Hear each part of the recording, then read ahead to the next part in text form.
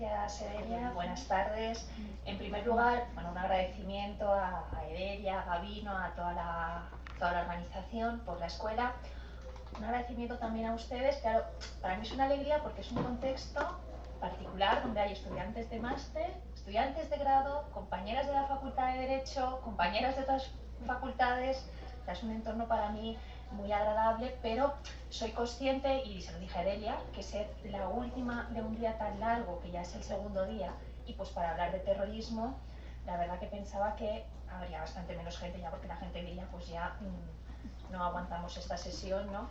Con lo cual voy a intentar no ser muy extensa, o sea, pocas ideas, pero claras.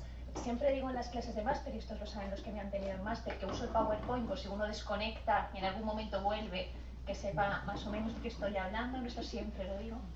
Y es la finalidad del PowerPoint, que sea un poco innecesario, pero si no habla, y yo también, ya lo verán ustedes, hablo muy rápido, pues a veces uno se puede perder, ¿no? Entonces en este, sí, lo que me tienen casi dicen, sí, habla muy rápido. Bueno, voy a intentar moderarme. Bueno, el tema que me proponían hoy, dentro del contexto de lo que son las fobias, de lo que es la escuela de verano, y también un poco dentro de lo que hemos venido trabajando en el máster y de lo que se supone que es el interés de la gente que nos reunimos aquí, ¿no? En cuanto a migraciones, diversidad, multiculturalidad, etcétera. Yo quería centrarlo, porque es un tema muy extenso, ¿no? Uno pone terrorismo y sale apreciaciones muy diversas, ¿no? Entonces me gustaría un poco explicar el esquema que voy a seguir en la intervención. Un primer esquema de precisiones conceptuales, ¿no? Realmente de qué hablamos cuando hablamos de terrorismo, de cómo cambia la percepción, podemos decir, social, comunitaria, personal, jurídica del término terrorismo y cómo lo podemos afrontar. Luego, concretar esa terminología, ver cómo se está haciendo frente a lo que se llama terrorismo desde la Unión Europea, y eso sería una primera conferencia, sería una conferencia sobre terrorismo. Hasta aquí. Luego una segunda parte, que es la parte que tiene que ver con la cultura de la exclusión, con la violencia, etcétera, que sería cómo se conecta, cuestiones que a priori tendrían que estar completamente separadas, cómo se conecta el terrorismo con la inmigración y con el asilo, es decir, con cuestiones vinculadas a la diversidad, etcétera.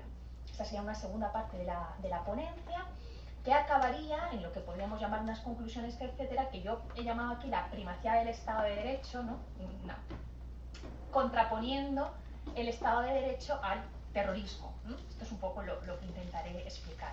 A mí me gustaría mucho, digamos, esto sería para mí el éxito de la conferencia, que pudiéramos tener un debate. O sea, que realmente fuera más interesante el debate que yo aquí explicando cuestiones que uno puede o no compartir. Entonces, voy a intentar hablar unos 45 minutos para que podamos tener tiempo para el debate, las preguntas, el intercambio, etc. Cuando no sabemos lo que significa un concepto o qué significa exactamente un concepto, terrorismo, ¿qué hacemos? Lo buscamos en el diccionario, ¿no? Esto se dice mucho a los alumnos de Derecho. Primero, el diccionario en general, el de la RAE, y luego los diccionarios jurídicos, ¿no? Cuando hablamos de derecho, buscamos términos en diccionarios jurídicos. Cuando hablamos de terrorismo, buscamos el término en un diccionario común, en el diccionario de la RAE, ¿no? La Real Academia Española. Y entonces vemos que terrorismo viene de la palabra terror, de inculcar el terror, de actos de violencia, y vemos que el terror hace referencia a un miedo muy intenso. Y uno dice, esto es de pura lógica, pero ya veremos cómo esta idea de lo que significa el terrorismo luego, con los instrumentos jurídicos, parece que se va diluyendo y que estamos hablando ya de otra cuestión.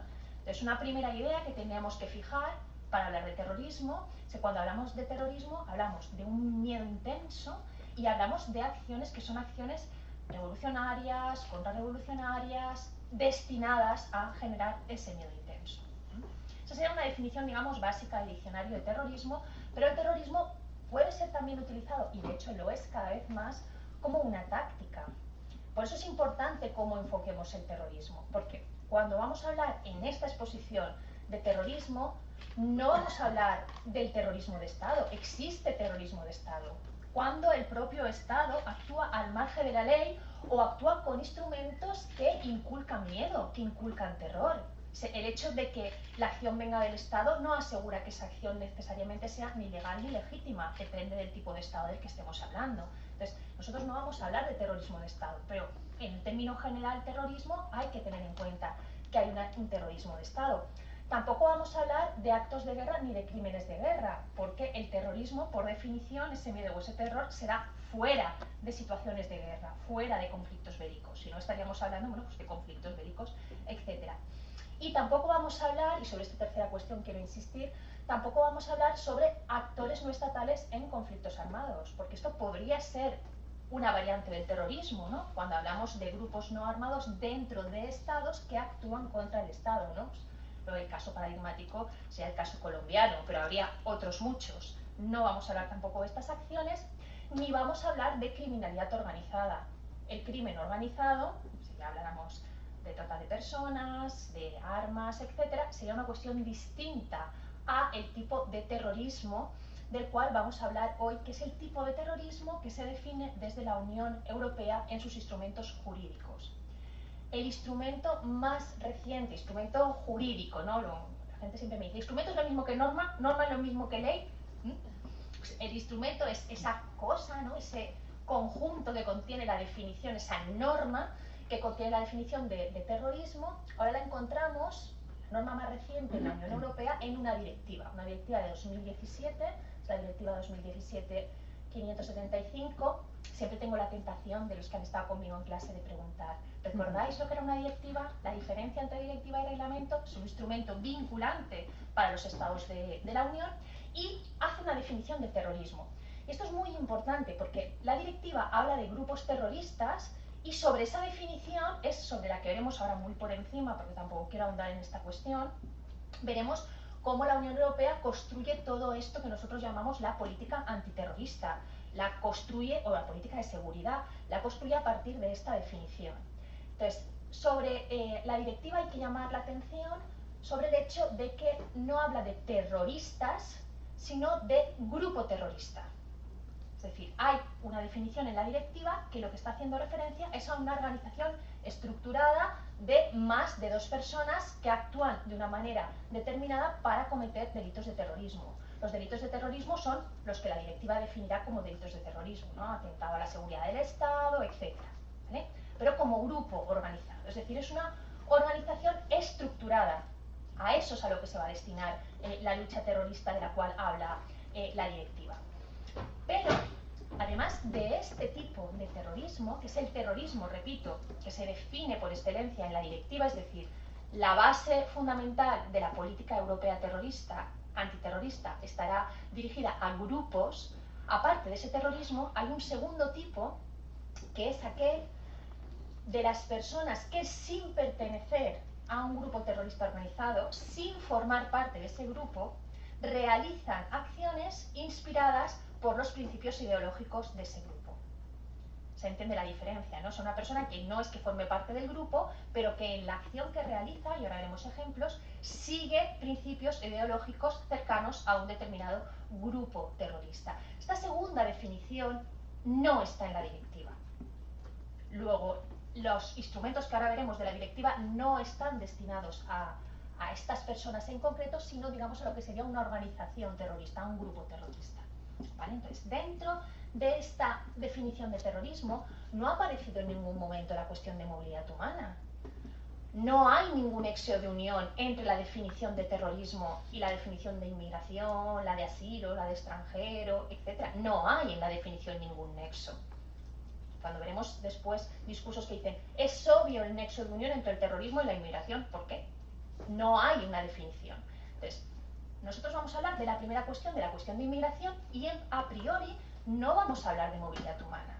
No vamos a hablar de migración internacional, es decir, no vamos a hablar de personas que se mueven de un estado a otro de forma legal o irregular, porque eso sería un migrante internacional. Y, segunda cuestión muy importante, no vamos a hablar de refugiados. Sabemos que el estatuto de refugiado es aquel que deriva del derecho humano al asilo.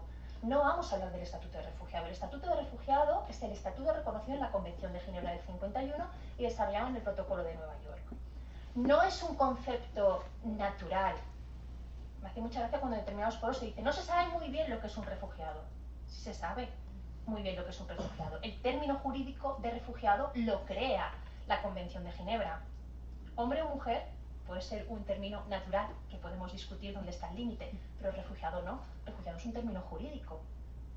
que podemos reconstruir si reconstruimos, esto podemos hablarlo en el debate si quieren, pero podemos reconstruirlo si cambiamos la Convención de Ginebra. Pero en el momento actual, a diferencia de migrante, que no es propiamente un término jurídico, el término refugiado, unido al derecho humano de asilo, sí lo es.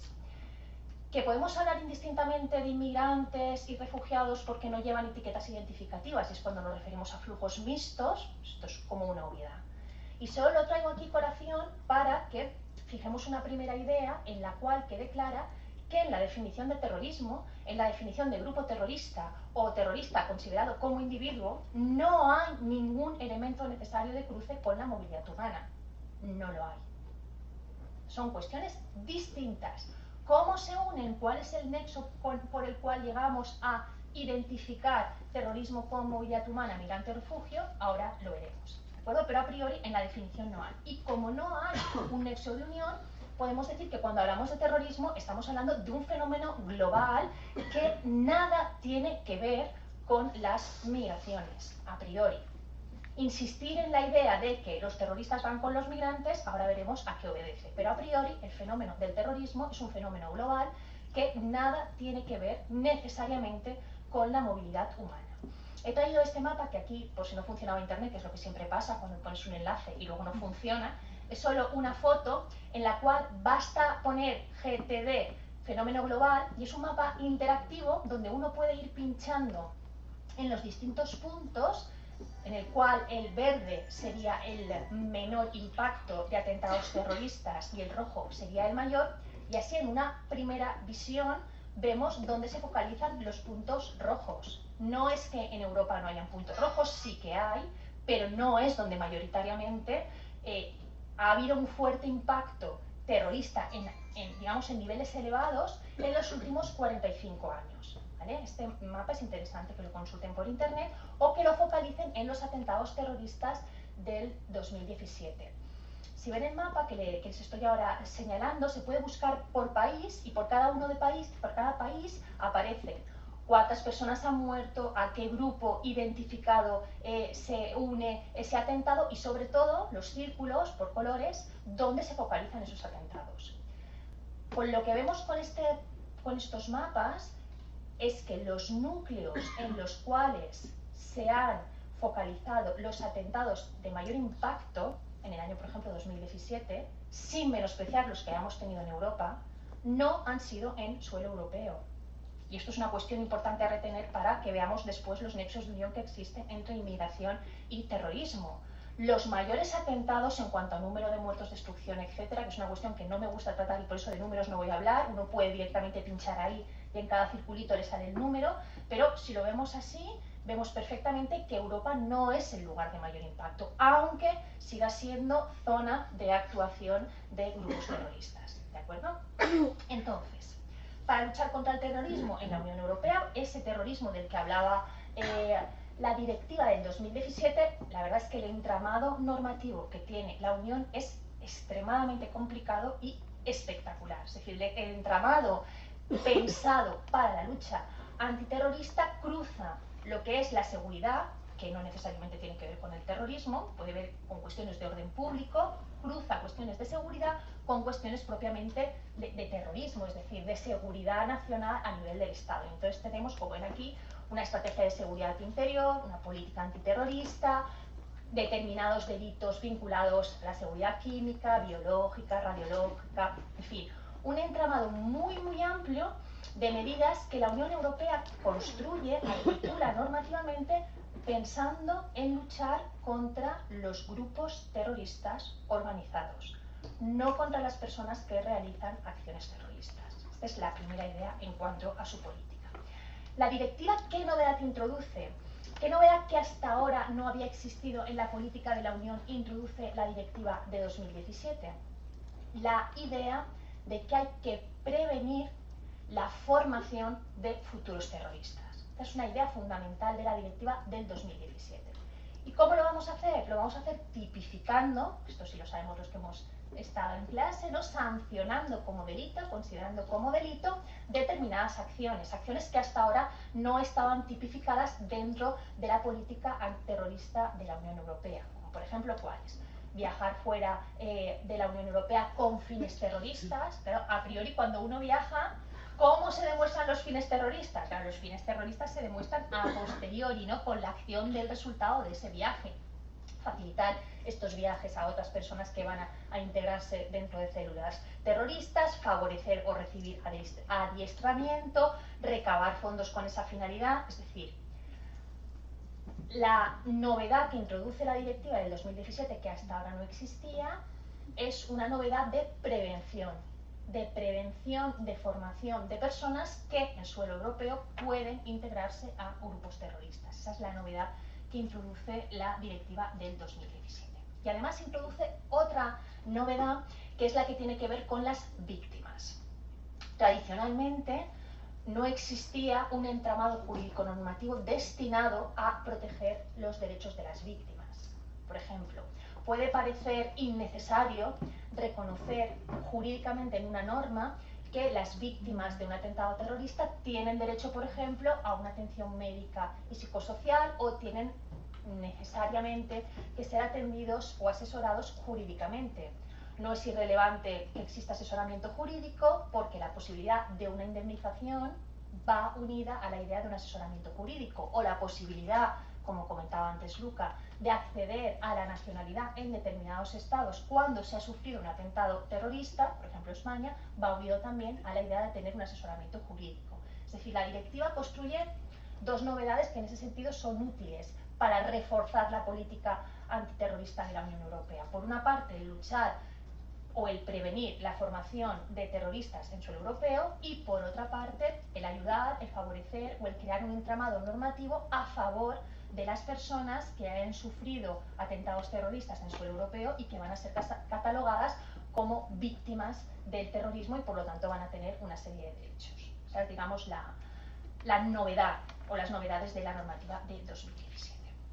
¿Cómo pasamos de esa idea de terrorismo que hemos visto hasta ahora, en la que podríamos seguir ahondando, a la conexión con la inmigración? Si hubiéramos hecho una conferencia sobre terrorismo, ahora veríamos el plan de seguridad interior de la Unión Europea, veríamos las medidas de seguridad externa de la Unión Europea, veríamos las medidas específicas para delitos especialmente gravosos, es decir, veríamos el desglose normativo de la política antiterrorista. Pero nosotros no vamos a analizar esta cuestión, sino cómo esta política antiterrorista que nosotros hemos visto que está destinada a prevenir y a combatir un miedo extremo, ¿no? O sea, la definición de terrorismo, cómo se une con la política de inmigración, con la política de movilidad humana, con la inmigración y el asilo. He tomado como ejemplo un titular que me parecía, ha sido el primero que me ha salido, he puesto conexión, inmigración y terrorismo, y este es el primer titular que sale en Google. Y es muy llamativo porque es un titular que surge a partir de los atentados en Londres, en el cual la primera ministra polaca, es decir, una persona que tiene responsabilidad institucional y cuyas declaraciones no son como las mías o las suyas, sino que tienen una trascendencia en política pública y por lo tanto en la articulación de determinadas normas, señala, la primera ministra afirma, es imposible no conectar la inmigración con el terrorismo.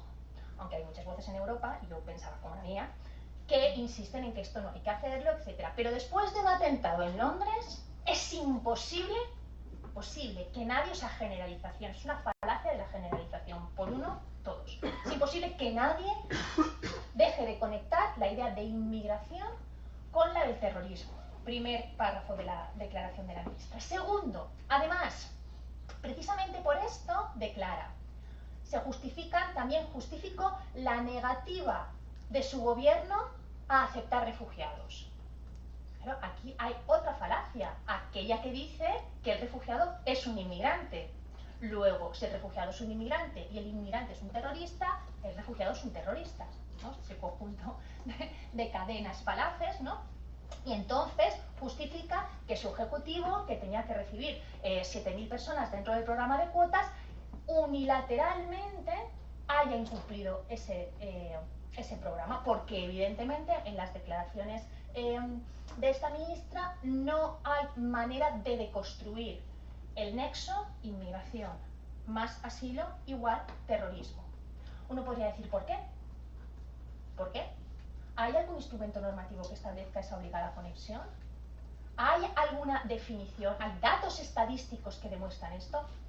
Los datos estadísticos nos podrían ayudar. Pero ¿cómo leemos los datos estadísticos? Leemos los datos estadísticos con un estereotipo preconstruido. El que tiene la ministra polaca no es un estereotipo, el profesor Javier de Lucas, un fogotipo personal, suyo, individual, que nadie más comparta. Es un estereotipo compartido. Este nexo de inmigración-terrorismo se ve, por ejemplo, he buscado un instrumento que fuera europeo, para decir, no es una cosa solo de España, podríamos haber cogido los datos del CSIC solo en España, pero he cogido los datos del Eurobarómetro. El Eurobarómetro de marzo de 2017 señala que el 56% de los europeos son contrarios a recibir inmigración de fuera de la Unión Europea. Cuidado que la palabra ya es estratégica, porque la movilidad interna de la Unión en el Eurobarómetro se considera inmigración. Esto ya es estratégico en la forma de plantear la pregunta. ¿Por qué un 56% de los europeos no quieren ese tipo de inmigración? Porque comparten en buena medida ese estereotipo que es el mismo que ha reflejado la ministra polaca. Vamos a ser benevolentes en la lectura de los datos y vamos a pensar que no solo comparten ese estereotipo, pueden compartir otras, digamos, realidades. Por ejemplo, vendrán a quitar trabajo, cubrir puestos de trabajo que ahora no tenemos, vendrán a utilizar recursos del estado de bienestar, salud, vivienda, etc. Y ahí podríamos haber puesto muchos titulares. Los 3 terroristas de Manchester vivían de los subsidios del Estado, percibían ayudas sociales. Hemos visto titulares de este tipo, ¿no? Así se construye un imaginario social que se va extendiendo. Porque uno dice, sí, yo he leído en El País, o en cualquier periódico, yo he leído en el periódico que recibían un subsidio social. Y otro, pues yo he visto en las noticias que estos terroristas eran argelinos. Y yo he visto que... ¿Pero realmente los datos avalan esto? Es decir, estas ideas que se muestran como una evidencia por parte de la ministra polaca y que se reflejan como un sentido social mayoritario a nivel europeo en el Eurobarómetro, ¿esto realmente está avalado por los datos? ¿Tenemos datos que evidencian que efectivamente, uno, el terrorismo ha crecido por una presencia de inmigrantes y refugiados mayor, ha crecido exponencialmente, o dos, el terrorismo se ha convertido en un miedo más atroz, más terrorífico, mucho mayor de lo que lo era previamente a momentos de cuotas de inmigración o asilo menores? Esto sería un dato objetivo, ¿no? Esto se dice, efectivamente los datos demuestran que sí, que recibimos muchos más inmigrantes y tuvimos muchísimo más terrorismo, ¿no? Pues que los datos no demuestran esto. Los datos demuestran justo lo contrario. Si tomamos como punto, porque podríamos ir analizando de forma pormenorizada, pero no tenemos tiempo para poder discutir. Si tomamos algunos perfiles concretos de datos que han sido analizados por Europol, por ejemplo, si tomamos los atentados ocurridos en la Unión Europea entre el 2005 y el 2017. Y los terroristas identificados, es decir, cuando estamos hablando de identificados, son aquellos en los que ya existe la posibilidad de saber quiénes son, conocer su historia, a través de los datos de la policía del estado donde haya ocurrido el atentado, Francia, Reino Unido, etc., pero también a través de los datos cruzados de Europol. Es decir, esos datos son datos muy fiables porque han cruzado muchas variables, ¿de acuerdo? Entonces, de los 38 terroristas identificados en los atentados ocurridos entre 2005 y 2017, 29 eran nacionales europeos. Y he puesto aquí nacidos en la Unión Europea, o sea, no nacionalizados por adquisición, eran europeos. No podríamos entrar a discutir si buenos europeos, malos europeos, europeos de estirpe o no. Bueno, esto sería una cuestión, digamos, que te vincularía con la idea de identidad que veíamos, que señalaba antes Luca, ¿no? Pero, digamos, en términos jurídicos, desde luego, tan europeo como cualquier otro europeo que no sea terrorista, ¿no? De estos, de los 38, 5 con residencia. ¿Qué significa esto? Que eran personas que estaban en situación legal. O sea, aquí sí habría un punto de extranjería, pero no un punto de irregularidad. Y solo 4 habían entrado irregularmente. Claro, como habían entrado irregularmente, no hay la capacidad para objetivamente detectar si entraron con un flujo de refugiados, que todos en María, ¿no? Que sería tan extendida de con los refugiados, seguro que van a entrar terroristas. o entraron con una patera o entraron con un barco a través de las costas italianas, es decir, irregularmente no lo sabemos. Pero aunque sumáramos los 5 más los 4, el peso de los terroristas identificados no vincula la inmigración, el asilo y el terrorismo. ¿Cuántas personas han accedido a estos datos a través de los titulares del periódico? O sea, ¿cuántos titulares hay que digan de los 38 terroristas identificados, 29 son nacidos en la Unión Europea? Porque es aquí, y esto es una cuestión que me gustaría mucho que discutiéramos, es aquí donde hay un punto focal, un punto básico en el análisis de lo que es y tiene que ser la política antiterrorista europea. Porque, ¿qué están diciendo estos datos? Que los terroristas que tenemos, los que vamos a tener, los que probablemente existan, son terroristas, como se dice en inglés, ¿no? Criados en casa, ¿no? Home ground, o sea, criados aquí, autóctonos.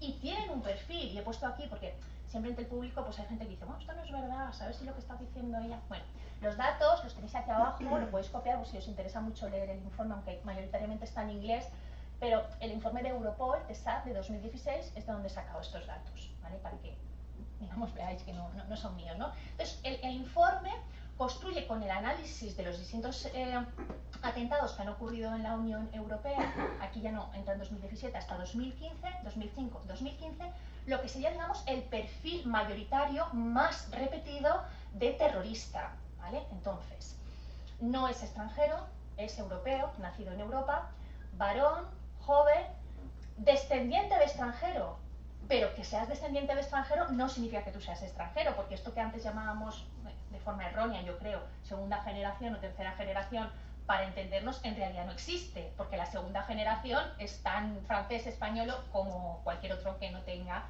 ascendientes extranjeros. Y luego, y esta es la cuestión clave, radicalizado dentro del país. Es decir, la construcción del potencial terrorista se realiza, se incrementa, se fomenta en el tiempo dentro de la Unión Europea.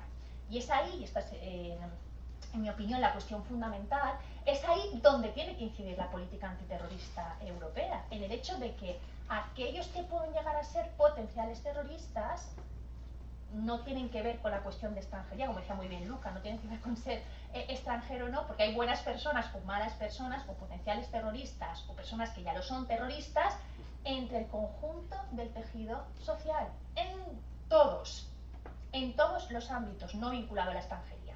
Entonces, Europol señala que los individuos que han llevado a cabo estas acciones, prácticamente en su totalidad, han nacido en Europa y residen en Europa. Ni han venido de fuera para realizar el atentado y luego irse, ni han entrado con flujos, ni han entrado, también como algunos titulares decían, ¿no? Los terroristas entran con billetes business, etc.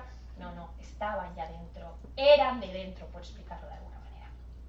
Esto es una cuestión muy importante porque no es que Europa haya sido ajena al hecho de que tenemos un terrorismo, vamos a decir, criado en casa, ¿no? O casero, sino que las medidas que se han puesto en marcha son medidas que realmente no han funcionado. La primera vez que en la Unión Europea, digamos, existe una visibilización de que realmente el tipo de terrorismo que se está realizando, las acciones terroristas que se están realizando, vinculadas a una determinada ideología, recordar la definición que dábamos de terrorismo, no tienen que ver con cuestiones de extranjería, es en el atentado de Londres de 2005, porque ahí de los 4 terroristas, 3 habían nacido en Reino Unido. Eran, digamos, ciudadanos, por utilizar una terminología jurídica, ciudadanos de pleno derecho de Reino Unido y, por tanto, de la Unión Europea. Pero se habían radicalizado.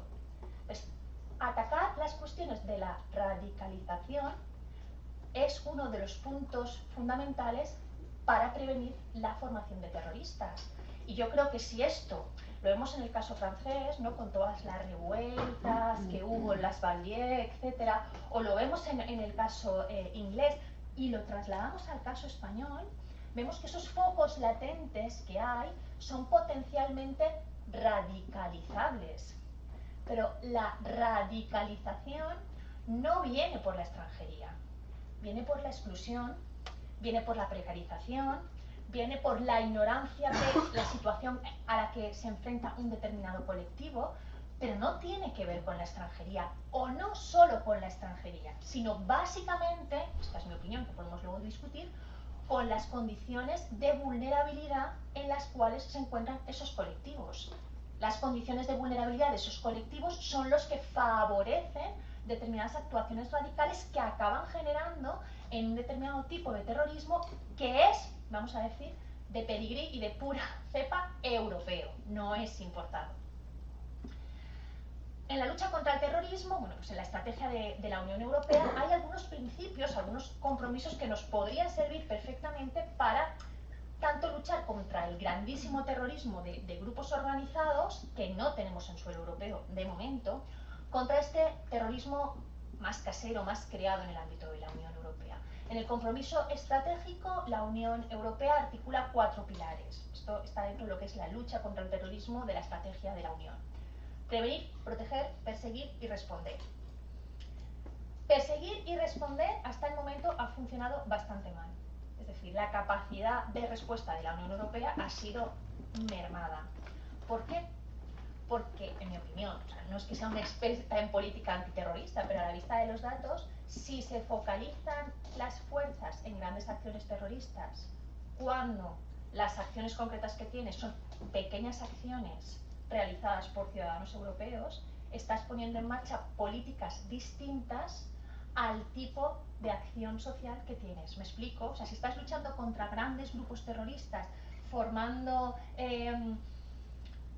policía que vas a tener en frontera, etcétera, para que no entren, ya los que tienes dentro no los combates con otras estructuras que no sean la persecución, sino que sea la prevención, en realidad no está funcionando. No tenemos todavía un programa, y en ese sentido yo creo que va a caminar también el desarrollo de la Directiva de 2017, un programa que permita luchar contra esa radicalización de las que estábamos hablando.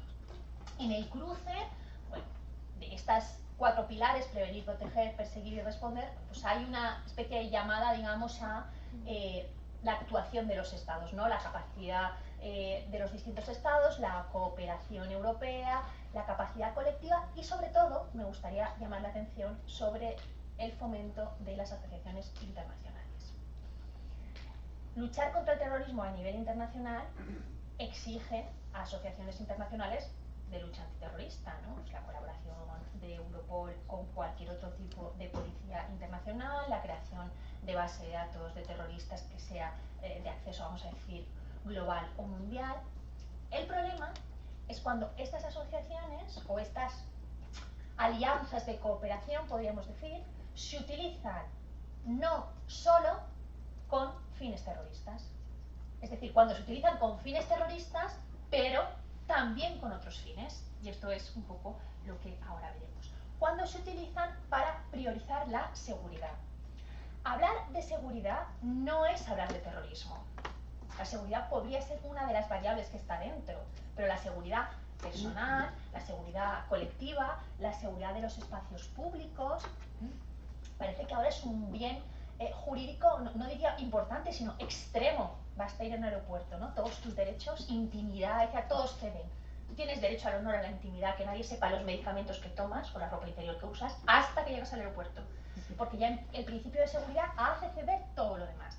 Pero el principio de seguridad no necesariamente está unido, o no solo a la política terrorista. El principio de seguridad está unido también a, digamos, lo que es orden público, etc. Y es ahí donde entra la política de inmigración y asilo. Porque los últimos instrumentos, los que hemos estado este año en el máster, hemos visto estos instrumentos, el enfoque global de inmigración y movilidad, la Agenda Europea de Migración, el Sistema Europeo Común de Asilo, no hablan de terrorismo no hablan, pero sí hablan de seguridad. Sí hablan de cómo articularemos las políticas de inmigración y asilo para conseguir que las fronteras sean seguras. Es decir, cómo combinaremos una cuestión que tiene que ver con protección fronteriza con una política que no tiene que ver con la protección de la frontera. La política de inmigración, tradicionalmente y simplificando al máximo, en la Unión Europea, ¿con qué ha tenido que ver? Tradicionalmente. ¿Con qué? Con mercado de trabajo. Todas las cuotas que se ofertaban para cuando había cuotas que se ofertaban para entradas legales tenían que ver con el mercado de trabajo. La única puerta que quedaba de entrada legal que no fuera el mercado de trabajo sigue siendo la reagrupación familiar. Ya está. La política de inmigración era una política vinculada al mercado de trabajo. Y la política de asilo, que estaba vinculada a lo que dice la Convención de Ginebra, a personas que por definición están perseguidas. Los refugiados son perseguidos. Cuando se cruza ese enfoque global con cuestiones de seguridad, entonces ya no importa el mercado de trabajo, ya no importa la cuestión de la seguridad, lo que importa es la protección de la frontera. Y entonces ahí es donde empieza la cultura de la violencia. Es ahí donde en ese cruce en el cual hemos ido del terrorismo a la seguridad y de la seguridad hemos visto que para priorizar la seguridad tenemos que afectar necesariamente políticas de inmigración y políticas de asilo, donde se prioriza básicamente lo que es una política de frontera. Este era el tema del año pasado de la escuela de verano, hablábamos de políticas de fronteras, pero sigue estando vigente. La política de frontera se resume, en mi opinión, para tener tiempo luego para el debate, en dos ideas fundamentales.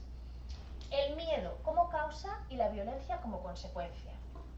¿Qué es el miedo? No, que no entren personas que estén en situación irregular, que con esas personas no vayan a entrar terroristas, que si vienen aquí y no tienen nuestras tradiciones, violan a nuestras mujeres, no son democráticos, no están en la poligamia, que hablabais antes, el velo, etc. ¿No? Eso es un miedo, ¿no? Como el miedo que transmitía la ministra polaca. Y frente a eso tenemos que utilizar instrumentos de defensa, ¿no? Violencia. La mayor cesión del Estado de Derecho en los estados democráticos actuales está en la frontera. Cualquier vulneración de derechos que no se consentiría por ilegal al interno del Estado de Derecho, en la frontera es un acto común. El que te detengan, el que no sepas por qué es la detención, el que se exceda el periodo de detención, el que no tengas abogado, el que te hagan una acusación en una lengua que no entiendes, no tengas derecho a intérprete, el que te separen de tu familia. Todo esto que serían, digamos, la base del Estado de Derecho, en frontera se diluye, son lo que podríamos decir zonas de suspensión de la legalidad. Pero esto lo tenemos también con la colaboración de terceros estados, con lo que se llama externalización de fronteras, ¿no? O sea, haciendo que cada vez nuestras fronteras estén más lejos. Vale. Que cada vez nuestras fronteras cada vez estén más lejos mientras estén protegidas. Y si el Estado de Derecho cede, no importa. Pero hay que tener en cuenta una cuestión. Si el Estado de Derecho cede, es decir, si ya no tenemos esas garantías y esos principios, ¿qué diferencia hay entre quienes defendemos el Estado de Derecho y los terroristas? Es decir, si ya no hay garantías de derechos, si ya hay mera imposición a través del miedo, a través de la violencia, etc., ¿qué distingue ya un acto terrorista de un acto de un Estado de Derecho? ¿No? Es la típica práctica que hacemos con estudiantes de primero de Derecho. Tenemos a un terrorista, sabemos que ha colocado una bomba que puede matar a 500 niños en un colegio público. ¿Estamos autorizados a hacerle de todo con tal de que nos diga dónde está la bomba? Y los estudiantes dicen, sí, para salvar a los niños. Ya, pero entonces no somos un Estado de Derecho. Entonces somos como ese terrorista, porque le torturaremos, le maltrataremos, le someteremos a cualquier acción con tal de saber dónde está la bomba, aunque no lo diga. Pues esto es exactamente lo mismo trasladado que ocurre en el ámbito de las fronteras cuando cruzamos esa idea de terrorismo, inmigración, asilo y la llevamos a cuestiones de seguridad vinculadas también a la acción de terceros estados. Pactamos con terceros estados también la colaboración en ese tipo de política. Pero claro, además de esto que ocurre en las fronteras, es decir, ad extra, tenemos un caldo de cultivo cada vez menos sutil, que va habiendo dentro, que cala en ese imaginario que en el fondo lo que traduce es que pensamos que la inmigración es peligrosa y el asilo es peligroso. Las ideas afortunadamente no son transparentes, es decir, uno no puede ver lo que piensa el otro. Pero si lo pudiéramos ver, habría un alto porcentaje de gente, de opinión pública, que considera que efectivamente son peligrosos los otros, porque son diferentes, porque tienen otras costumbres y porque en ese nexo de inmigración y asilo nosotros vamos a tener, primero, terrorismo yihadista. O sea, con los inmigrantes van a venir terroristas. Aunque ya hemos visto que los atentados que hemos tenido eran de los que estaban ya aquí, pero da igual. Con los inmigrantes van a venir terroristas. Y con los refugiados, más. No tenemos ningún número, pero es una percepción que se extiende y que contamina mucho. Porque fíjate, si yo no tengo nada en contra de esta gente, pero es que son musulmanes. Y esta es otra percepción también errónea que se extiende muy comúnmente y que, digamos, construye ese imaginario colectivo tan pernicioso que acaba en un discurso xenófobo y de extrema derecha, que es la idea de que el Islam es una cosa externa a Europa. El Islam es de fuera, aquí no hay. Entonces, como no hay, nos lo traen y en esa entrada está el peligro. Pero si se estudia a los, digamos, grandes intelectuales de referencia en el ámbito europeo, sabemos el arraigo que tiene el Islam en Europa, el porcentaje de musulmanes que hay europeos, o sea, no nacionalizados, etcétera, ¿no? Lo que demuestra que como el terrorismo no es una cuestión externa, el Islam tampoco es una cuestión externa. El Islam, hay un Islam europeo que aunque no entrara, lo cual es imposible, aunque no entrara ningún inmigrante, ningún refugiado, nadie seguiría existiendo, porque ya es una parte de Europa. Y luego la precarización del estado de bienestar. Este es un discurso que cualquiera que trabaja en inmigración lo ha oído hasta la saciedad. Les regalan bonos de comida, les dan dinero para tener, yo qué sé, una casa. Les vamos a estar pagando durante un año porque no encuentran trabajo. Si vienen los refugiados aquí, los vamos a mantener vosotros. No creo que haya nadie en la sala que no haya escuchado alguna vez este discurso. Luego no sabemos muy bien ni qué cantidad, ni cómo, ni si eso es verdad, pero a mí me lo ha dicho mi vecina y yo me lo creo. Estas tres ideas simplificadas, quiero decir que sean ideas de una construcción teórica mucho más compleja, juntas provocan una cultura de exclusión muy importante, que llega a sesgos que cada vez están siendo más relevantes. Basta ver el caso de Francia con Le Pen, pero no solo en Francia, aquí en España, en Valencia, en determinados barrios de Valencia, con determinadas organizaciones cuyo nombre no pronunciaré porque no merecen que yo les dé publicidad, pero que funcionan exactamente con esos mismos estereotipos o con esas mismas ideas que están detrás del discurso xenófobo y de la extrema derecha. Pero además, todo esto se junta en una situación que es una situación extremadamente complicada, que es la situación de crisis, la situación de precarización, ¿no? Es el discurso, por ejemplo, que presentó España para no cumplir las cuotas que por obligación legal tenían en relación a los refugiados.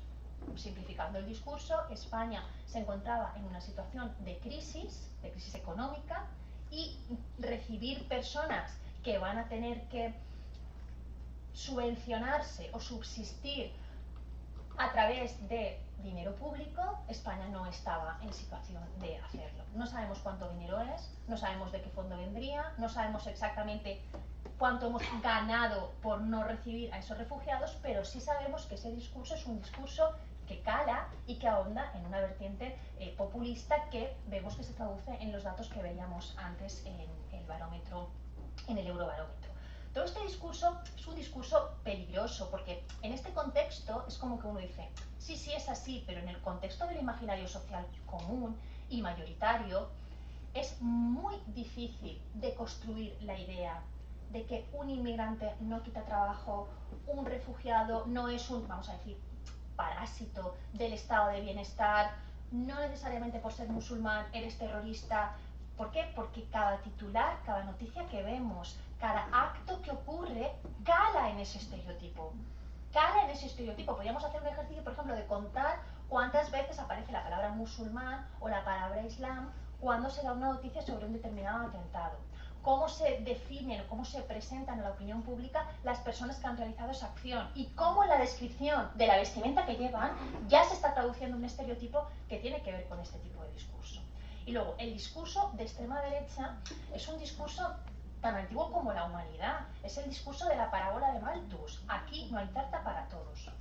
Y como no hay tarta para todos, esta parábola de Malthus, nos tenemos que repartir la tarta entre nosotros, porque si tuviéramos 1000 millones de tartas, no nos importaría. Claro, yo no soy racista, yo no soy xenófoba, pero yo no quiero que vengan aquí extranjeros a quitarme el trabajo. ¿Cómo deconstruimos esto? Si no se hace nada, es decir, si uno deja que las cosas fluyan, ¿no? Que el imaginario social fluya, el imaginario social está ya sesgado. El tipo de políticas, el tipo de información que nos llega, el tipo de sociedad en la que vivimos, antes lo decía muy bien, lo de si hay integración o no hay integración, etcétera, no es neutra. Y el derecho no es neutro. Las normas que regulan nuestras vidas no son neutras por razón de género, pero tampoco son neutras por razón de raza, ni tampoco son neutras por razón de extranjería. Entonces, el no hacer, la omisión, es hacer un tipo de discurso xenófobo y que acabará derivando en extrema derecha. Lo estamos viendo en Holanda, en Polonia, en Reino Unido, en Francia, en Bélgica, lo veremos en Italia, en Portugal y en España. ¿Cómo podemos combatir? No tengo la receta, ¿no? Pero ¿cómo podemos combatir este tipo de discurso? Porque no hacer nada es dejar que el discurso fluya, es callar por omisión, ¿no? Ser cómplice por omisión. ¿Cómo podemos combatir, digamos, este tipo de discurso? Y sobre todo, ¿cómo se puede hacer a través de la visión que yo puedo daros, ¿no? Que es una visión de derecho.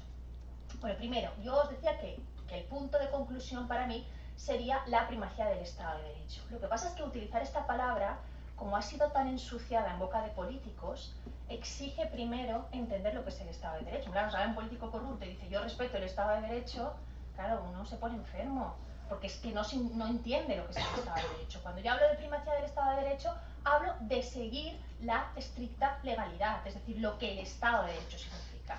Entonces, la política antiterrorista de la Unión Europea ya tiene ejes en sus 4 principios que veíamos antes, ya tiene ejes para poder articular una política de Estado de Derecho. Pero además, esos ejes tienen que construirse a priori sobre determinadas cuestiones.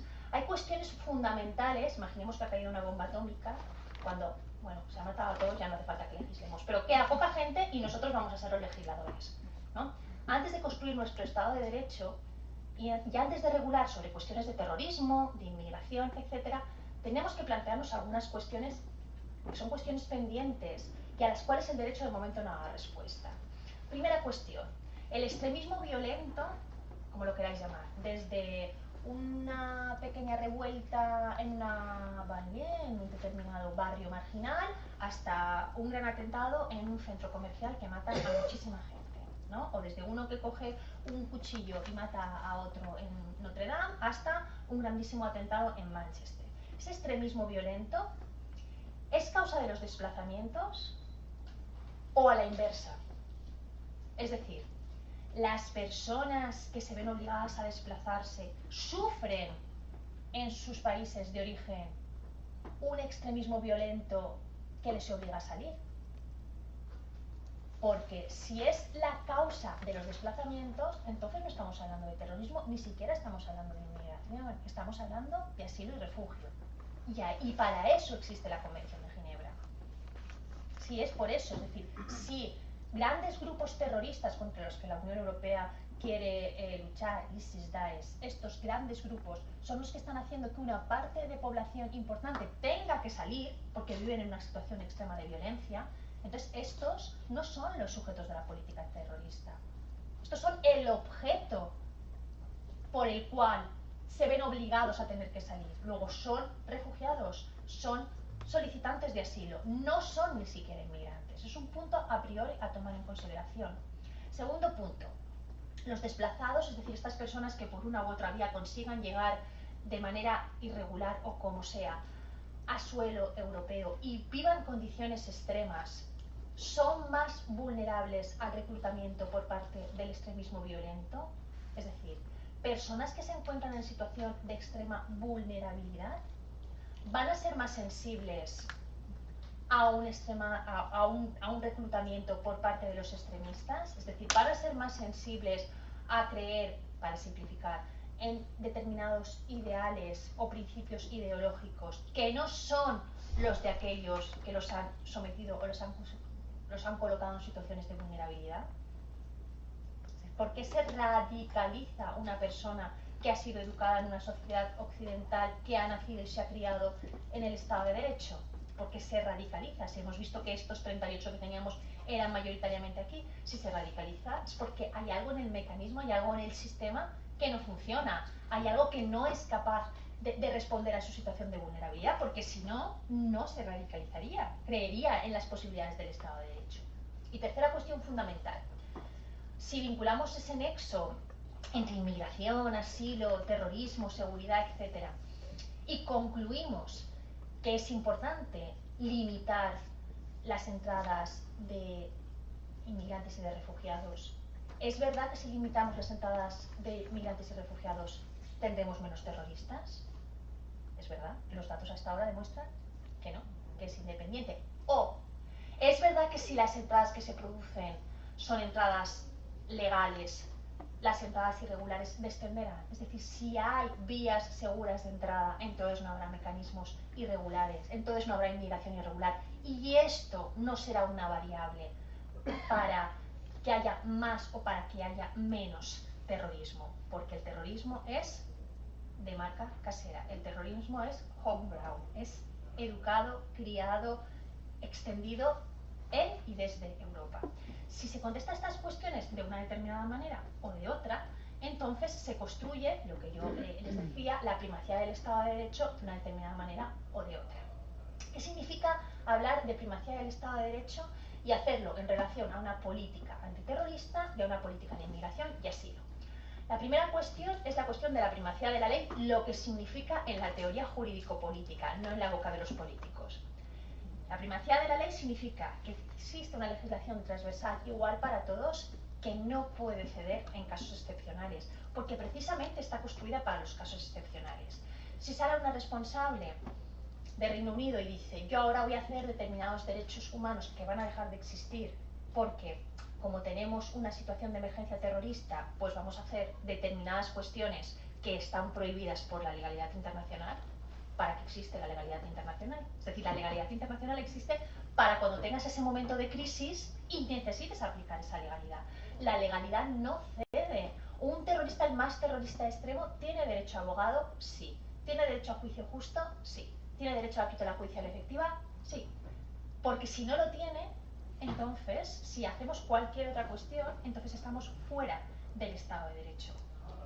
Y el terrorismo se combate dentro del Estado de Derecho con el derecho, no solo con el derecho. Cuando digo el derecho, quiero decir el derecho traducido en políticas públicas respetuosas de los derechos y libertades. Porque si no, ¿qué ocurre? Si no, nos situamos en la segunda variable de la táctica del terrorismo. ¿Recuerda cuando hablábamos del concepto de terrorismo? Nos situamos en lo que es el terrorismo de Estado.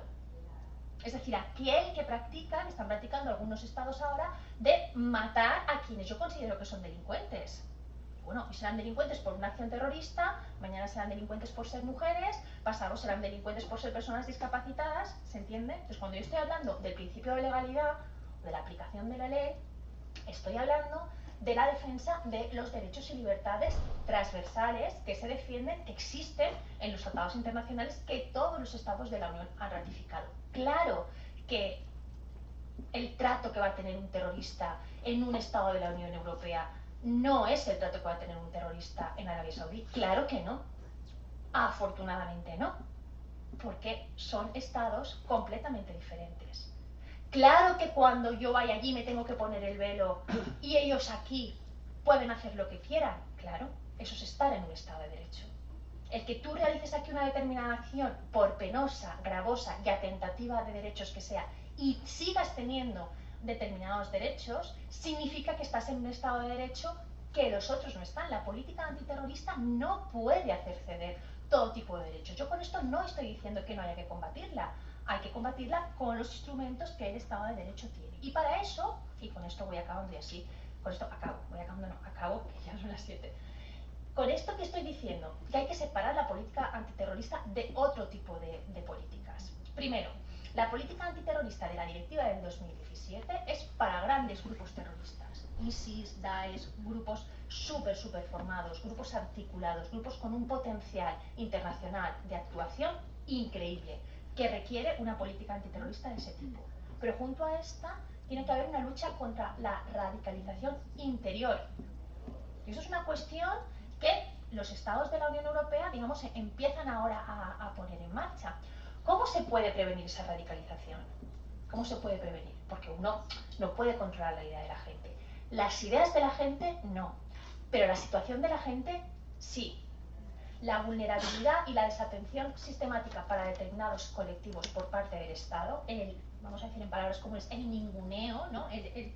La invisibilización de determinados colectivos es un caldo de cultivo futuro de radicales.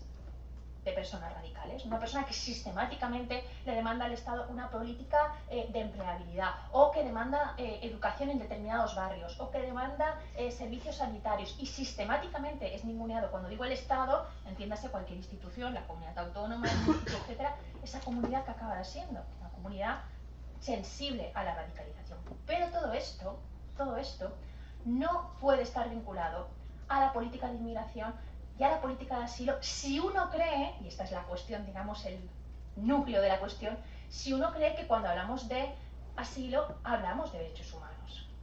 Yo sé que este auditorio es un auditorio convencido, pero a veces tengo otros auditorios menos convencidos, o sea, que no son pro asilo. Y yo creo que es muy interesante reflexionar sobre lo que la historia nos enseña. ¿Cómo surge históricamente el derecho a asilo?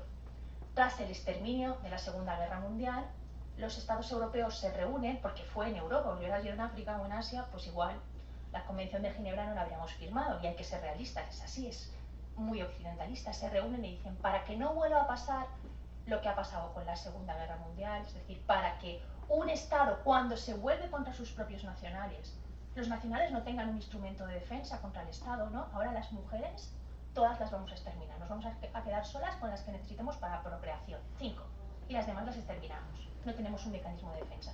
Para que eso no pase, vamos a construir un mecanismo de defensa, de cuando tú seas víctima de tu propio Estado, que tú puedas huir a otro. Eso es el derecho a asilo. Una persona que es perseguida por razones religiosas, que es perseguida por razones políticas, una persona que está en situación de compromiso de su vida, porque hay una guerra, puede acudir a otro Estado que tiene la obligación jurídica, no moral, la obligación jurídica creada por la Convención de Ginebra de darle asilo.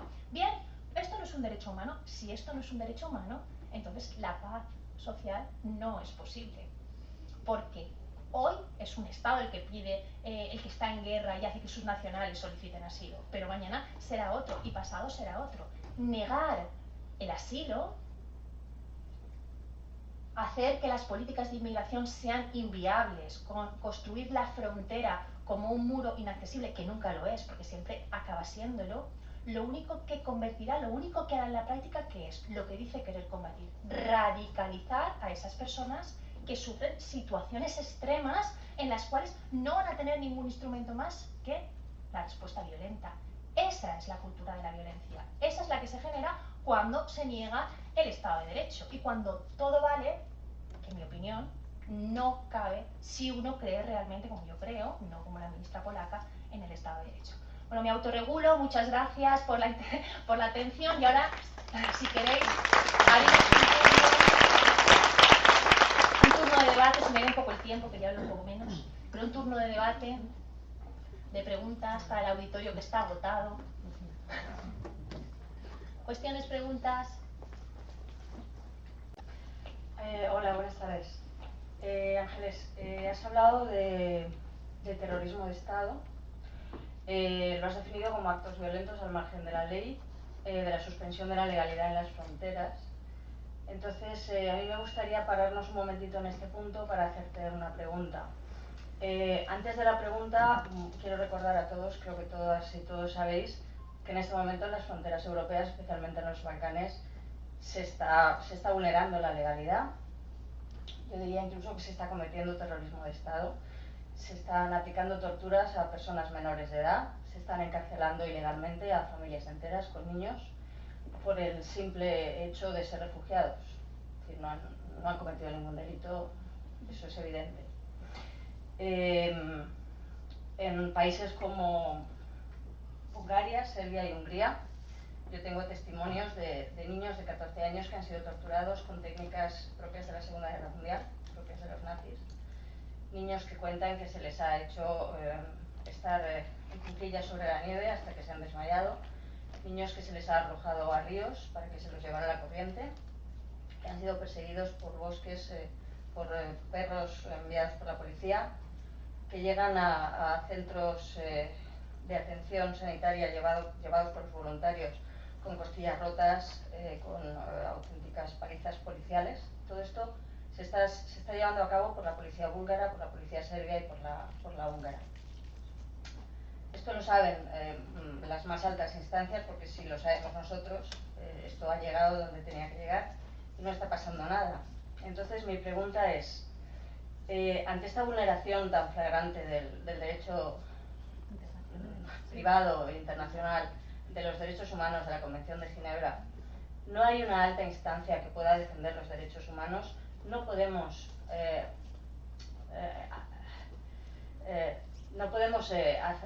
denunciarlo ante una instancia que tenga una legalidad superior. No hay nada que hacer. ¿Estamos indefensos ante este tipo de abuso por parte de los Estados? Bueno, yo no puedo decirte que no hay nada que hacer, ¿no? Porque sería como un mensaje pesimista y no quiero darte ese mensaje. Yo varias cuestiones primero. Es verdad que estamos en un momento de vulneración de la legalidad internacional brutal. Yo creo que los ejemplos que tú has puesto son como los más dramáticos, ¿no? Pero bueno, el pacto con Turquía, el tipo de prácticas que se están realizando en Turquía con personas que estarían en principio bajo la legalidad de la Unión Europea, etcétera, pues sería una cuestión parecida, ¿no? ¿Qué podemos hacer? Esto es siempre lo que la gente cuando trabaja en derechos humanos dice, yo que soy una persona común, ¿no? Que no tengo ninguna capacidad de decisión, que es lo que todos pensamos de uno mismo, ¿no? Yo que soy insignificante, ¿yo qué puedo hacer? Bueno, yo creo que hay que ir de abajo a arriba, ¿no? Las instancias que tenemos en la Unión Europea, los que tienen capacidad...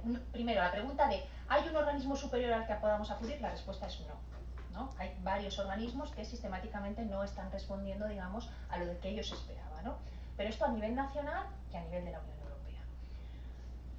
Quienes deciden qué, cómo y cuándo no son extraterrestres que han venido y se han depositado aquí. Y yo creo que esta cuestión es muy importante tenerla presente siempre. El poder organizado de la ciudadanía ha frenado, bueno, aquí que en los centros de internamiento determinadas prácticas, ha frenado expulsiones, ha llevado a cambios de la legalidad normativa en el ámbito de la Unión Europea. El poder de la ciudadanía organizada es muy grande, pero limitado. Es grande, pero limitado. ¿Qué significa esto? Tenemos unos políticos que son los que deciden, que no son ajenos a nosotros, es que son los políticos, es que yo no puedo hacer nada, es que lo decían los demás. Nosotros elegimos a todos nuestros estamentos de forma directa y de forma indirecta y tenemos el tipo de política del político que hemos elegido.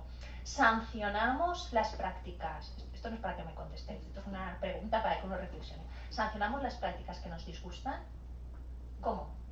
Si vuelve a salir el mismo partido que ha aprobado esa práctica o si crecen discursos que precisamente lo que están fomentando es eso.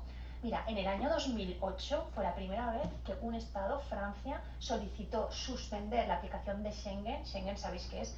Que no haya fronteras interiores, que haya fronteras exteriores muy potentes en relación a la situación de los rumanos que cruzaban de Italia a Francia. Y esto fue como decir, pero Schengen, o sea,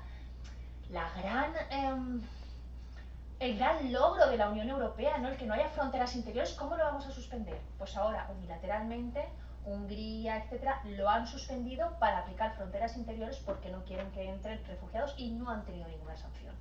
Entonces, por eso yo cuando hablaba de terrorismo de Estado me estaba refiriendo a cuestiones de ese tipo.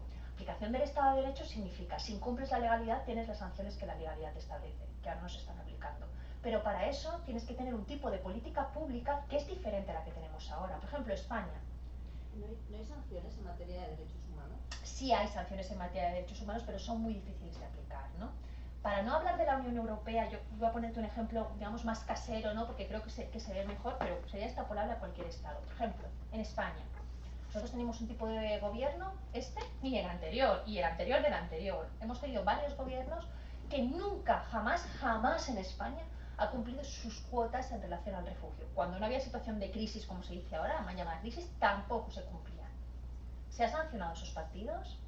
No. Esos partidos, incluso partidos que han llevado en su programa político una política anti-inmigración, no han sido sancionados. Luego, ese es el reflejo que vamos a tener en la política pública. Ese es el reflejo que vamos a tener. Aunque este sea un auditorio convencido, que ya lo he dicho varias veces, ¿no? No es el auditorio que refleja mayoritariamente el sentir social. Sí, luego resulta que los partidos que proponen otro tipo de políticas, proponen otro tipo de medidas, son los que triunfan. Entonces yo creo que hay que hacer un acto de conciencia y pensar, yo, en mi vida diaria, yo ama de casa, estoy con mis hijos, yo persona jubilada, yo estudiante universitario, yo profesora de universidad, ¿yo qué puedo hacer para cambiar esta deriva? Primero, la normalización de la sociedad civil es importantísima, pero el compromiso a la hora de elegir también.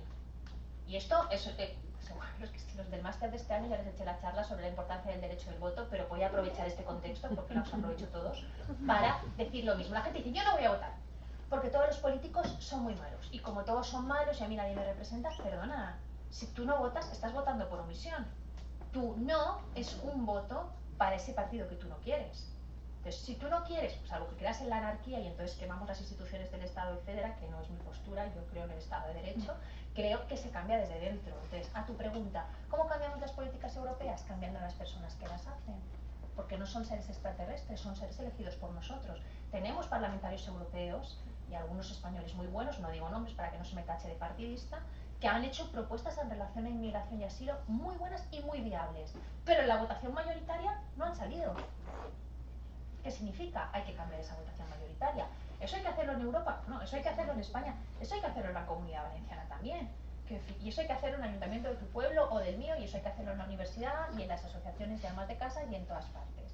Entonces, sociedad civil organizada y compromiso cívico en el ejercicio de los derechos. Eso sería una fórmula que parece muy fácil, pero que luego es muy difícil. Y se ve mucho cuando vienen elecciones y la gente dice, yo a mis estudiantes de Derecho les digo, ¿os habéis estudiado los programas electorales? Y todos me dicen, no. Y yo digo, ¿cómo vais a votar? Bueno, yo me he leído. Digo, no me he leído, ¿no? Tú te lo tienes que estudiar. Tú tienes que estudiar lo que te vas a comprar. Porque si tú no te lo estudias, votas. Ahora, si tú me dices, claro, luego me miente, ¿no? Claro, yo me he estudiado el programa, ponía una cosa y luego ha hecho otra. Pues entonces le tengo que penalizar. Porque si no, ¿qué alternativa hay? Quiero decir. Y luego otra cosa también, cuidado también con el compromiso social de las personas que trabajan en... No sé si quieres decir algo, yo si quieres decir. Sí, perdón, quería decir que la alternativa Sí, ¿cómo no lo oigo? Sí, quería decir que la alternativa es exigir un tribunal de derechos humanos a nivel europeo. Bueno, el Tribunal de Derechos tenemos dos. Tenemos el Tribunal Europeo de Derechos Humanos, tenemos el Tribunal de Justicia de la Unión Europea. Exacto. O sea, esto ya lo tenemos, ¿no? Y que está hipersaturado, sobre todo el Tribunal Europeo de Derechos Humanos, está con contenciosos que... Y aquí tiene una jurisprudencia que esto podría ser... Creía que estaba ya. Esto podría ser el tema de la próxima escuela de verano, ¿no? La jurisprudencia del Tribunal Europeo para la aplicación de la legalidad en materia de inmigración y asilo, porque los estados no están aplicándolo. Claro. Totalmente de acuerdo. Claro. Pero no podemos dejar todo en manos de los tribunales, porque el tribunal es la última... Pero no lo podemos dejar todo en manos del ciudadano de a pie. No, todo tampoco, claro. es una compartida. Claro. Yo creo que es compartido porque yo percibo, pero a lo mejor no es su opinión y está bien que no tengamos una misma opinión, pero yo percibo un como pasar responsabilidad, no sé cómo decirlo, como que yo qué voy a hacer, si yo qué puedo hacer, si yo soy un estudiante aquí de Derecho, yo no puedo hacer nada. Bueno, cada uno en su lugar puede hacer, pero sí, estoy completamente de acuerdo en que la acción de los tribunales es fundamental, pero vivimos un sistema judicial tan complicado, tan complejo, que cuando se judicializan las causas y cuando se resuelven, pasa mucho tiempo. Pero, por ejemplo, no es el tema de conversación, pero yo se lo cuento, el caso del cambio de asilo, el caso MSS contra Bélgica y Grecia, es la primera vez que el Tribunal Europeo de Derechos Humanos condena por el trato inhumano y degradante a un solicitante de asilo, y con eso cambian muchas de las medidas del sistema europeo común de asilo. O sea, sí, completamente de acuerdo con lo de los tribunales, pero junto con la ciudadanía, por decirlo de alguna manera. Sí. El resto del auditorio está cansado.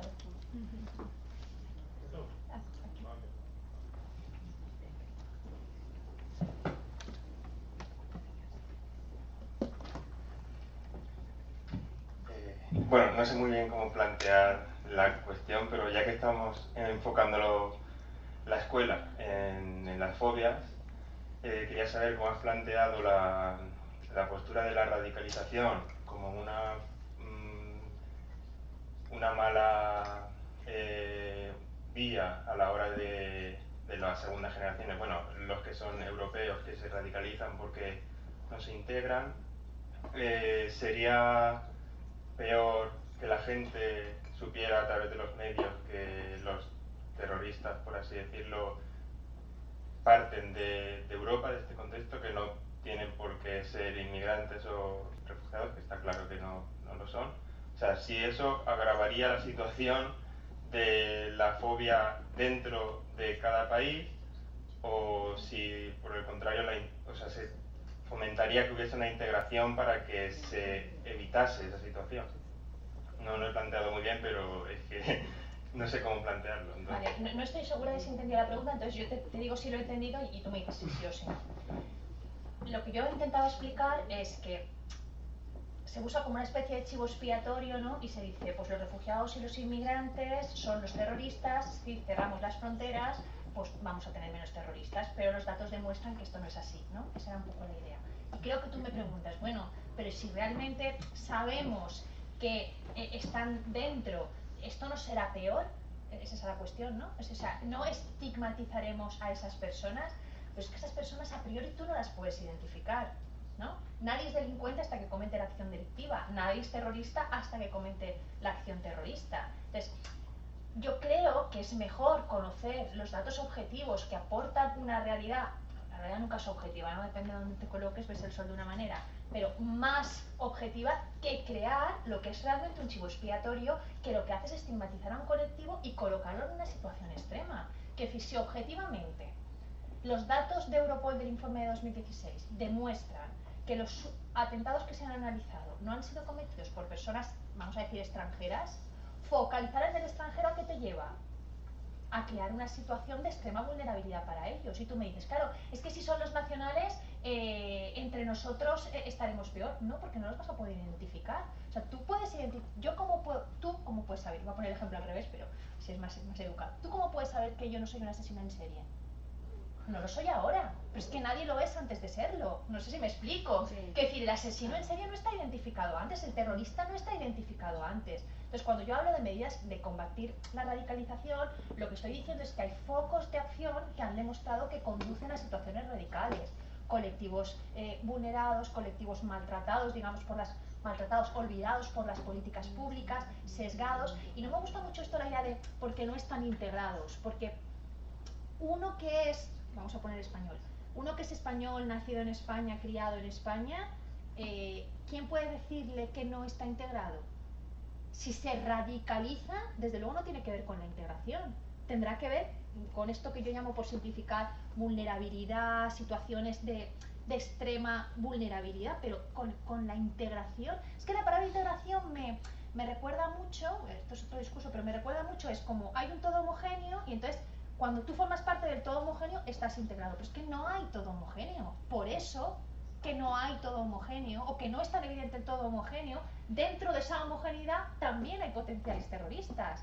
Y así lo demuestran los datos, o sea, personas nacidas en Reino Unido, criadas en el sistema público de Reino Unido, sin contacto, digamos, sin haber realizado nada afuera, realizan atentados y lo realizan por una radicalización que no tiene que ver, o no solo con la integración.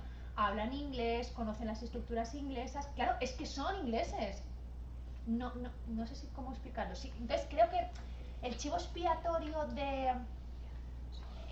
del extranjero me recuerda mucho al libro Cabeza de Turco, ¿no? Tienes que buscar a alguien sobre quien descargar la responsabilidad, pero si tú descargas la responsabilidad sobre el sujeto equivocado, construyes otro sujeto diferente, que también va a responder. O sea, una persona que realmente huye de una guerra, ¿le va a parar algo?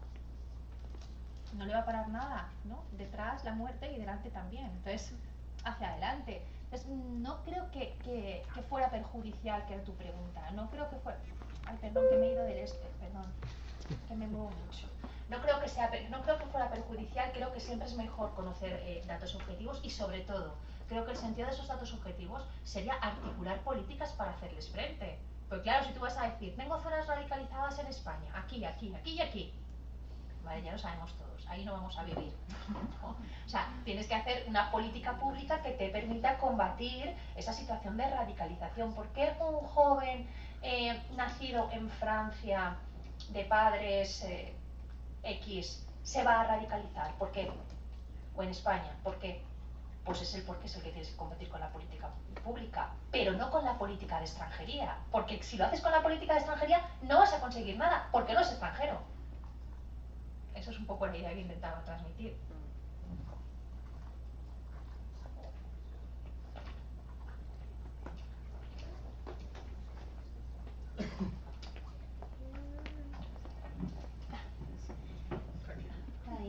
Una pregunta, y disculpe mi ignorancia. No. ¿Existen gente que dentro de esos grupos a los que piden asilo y se excluyen generalmente, existen grupos que están decididos a luchar por su país? Porque si ellos, por ejemplo, huyen, se radican en un sitio, pues ellos podían recibir, si algún tipo de formación, algo que le permita luego volver a su país y ellos ser cabecilla de cierto grupo que están decididos como a revolucionar su... Sí, digamos, esto sería la situación ideal de un estatuto de refugiado verdadero, digamos, ¿no? Una persona que tiene que salir de su país de origen por situaciones extremas, por ejemplo, una guerra, y que luego pudiera volver a su país, ¿no? Esa es la pregunta, ¿no? Y pudiera reconstruir, sí, pero el problema es el punto inicial. Si tú estás dentro de lo que sería un solicitante de asilo, ¿no? Me dicen, son refugiados, bueno, son solicitantes de asilo porque no les han concedido todavía el estatuto de refugiado, y ningún estado te da el estatuto de refugiado, ¿tú qué puedes hacer? Tú no puedes volver a un país que no existe, a un país que está destruido, o un país donde está instalado el terrorismo más extremo. Tú no puedes volver allí. Entonces, la posibilidad que tú dices es la posibilidad de conseguir un estatuto de refugiado. Un estatuto de refugiado que puede ser temporal y que puede acabar siendo definitivo, ¿no? Y tú estás en España X tiempo y luego si tu país, que ha tenido una guerra civil, sale de esa guerra y tú quieres volver, puedes hacerlo. Pero el problema ahora, la cuestión ahora, es que cuando tú cruzas políticas antiterroristas con políticas de asilo, por ejemplo ahora, conseguir el estatuto de refugiado y asilo en la frontera española, bueno, no se puede solicitar en las embajadas, hay que solicitarlo en frontera. Esto es una cuestión, o sea, tú tienes que llegar como sea a una frontera para poder solicitarlo, pero en la frontera española es prácticamente imposible, materialmente imposible solicitarlo, por eso no tenemos casi cuotas, no porque no llegue gente a la frontera, sino porque de entrada el trato que vas a recibir es el de inmigrante irregular, no el de solicitante de asilo. Y luego la solicitud de asilo, que se admita, que no se admita, que se admita y que te la concedan. O sea, el trámite realmente es una carrera de obstáculos increíble, porque sistemáticamente los Estados europeos, y España clarísimamente entre ellos, están incumpliendo la legislación internacional en materia de asilo, la Convención de Ginebra, que todos los Estados europeos han ratificado. Entonces la excusa es que entrarán terroristas. Bueno, quizás sí. Quiero decir, que puede ser que una persona que entró con un estatuto de refugiado acabe siendo un terrorista, bueno, como tú o como yo. Porque tú y yo no podemos radicalizarnos y acabar siendo terroristas. Ahora, una pregunta. ¿Esas personas habrán gente con formación, gente que ya han tenido una educación Sí. media, superior? Pero eso es irrelevante en la política europea. Sí, la hay. Eso es propio de la política canadiense. La política canadiense en materia de asilo, que también puede ser el tema de conferencia, elige en función del tipo de refugiado que recibe. Pero en el caso europeo no. O sea, te refieres a si hay personas con formación Sí, y si eso es determinante para algo. para que ellos puedan luego volverse a insertar su... Entiendo la pregunta que me estás haciendo, pero a lo mejor no me estoy explicando yo bien. O sea, la idea de que puedan venir y luego sean vectores de desarrollo en sus países, ¿no? Que esta idea en teoría existe, pero ¿por qué falla en la práctica? Porque el punto 1 no se cumple. Para tú venir, el Estado te tiene que dejar entrar, y esto es lo que no está ocurriendo. ¿Me explico? O sea, no es que estas personas luego no puedan volver, es que de momento no se pueden quedar, porque los Estados no están cumpliendo sus cuotas.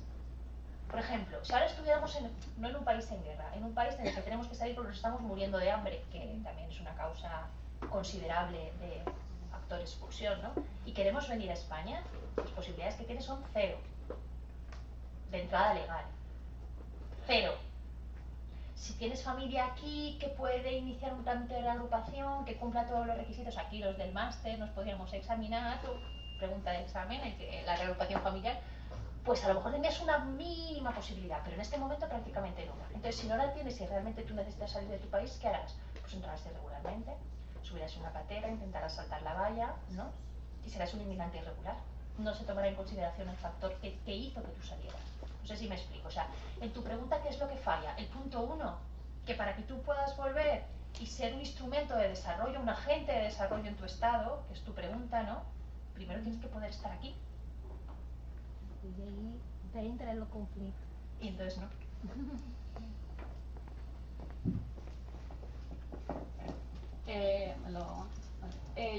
Yo quería hacer la misma pregunta que el compañero, pero bueno, haciendo un poco de abogado del diablo, que es porque yo creo que al final sí que se puede identificar a la gente, porque según el perfil mayoritario que has dado antes, sigue siendo descendiente de extranjeros. Y por mucho que seas de segunda generación, tercera, cuarta, si tienes determinados rasgos sí que se puede identificar a ojos de los autóctonos. Sí. Entonces, pues era un poco seguir un poco con este hilo de que igual sí que, o sea, no ayuda a mejorar el discurso xenófobo dentro de los países. O sea, está claro que es una falacia que se tiene que atajar porque no va por esto, pero sigue siendo, o sea, yo creo que sigue siendo en contra de los inmigrantes que ya están aquí, y que o sea, cualquier persona, por mucho que sea de segunda generación y se considere española, a los demás al final va a ser la percepción que tengan los autóctonos de ti. Vale, entiendo la pregunta que me haces, además una pregunta que te agradezco muchísimo porque, claro, yo cuando se habla de segunda generación, para mí la segunda generación no existe porque yo me rijo por el derecho, ¿no? Y si tú has nacido aquí y eres de nacionalidad española, tú puedes decir, yo para otros soy segunda generación, para mí eres español. Y para el derecho eres español con los mismos derechos, ¿no? Es verdad que hay un perfil mayoritario, por eso he buscado esta diapositiva, que es este joven, donde pone descendientes de extranjeros. Pero que esto sea así, o que esto haya sido así, ahora en los atentados que analiza 2005-2015 Europol en este informe, no significa que en el futuro vaya a ser así.